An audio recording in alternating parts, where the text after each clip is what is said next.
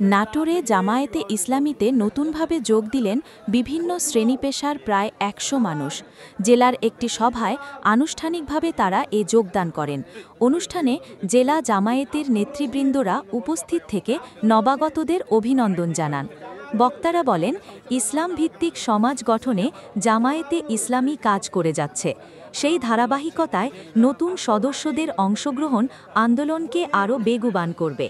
নবাগতরা জানান, ইসলাম ও ন্যায়ভিত্তিক রাষ্ট্র গঠনের প্রত্যাশা থেকেই তারা জামায়াতের পতাকা তলে সমবেত হয়েছেন।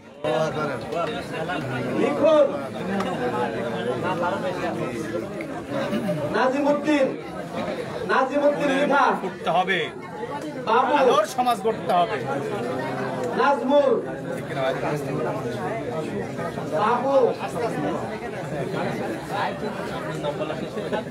নাজমুল সুরুজ ভাইকে সুরুজ আনার আমার আনন্দ বাবা ডাবলু আলো এরশাদ ইউসুফ সাত্তার সেলিম আলিম আব্দুল হালিম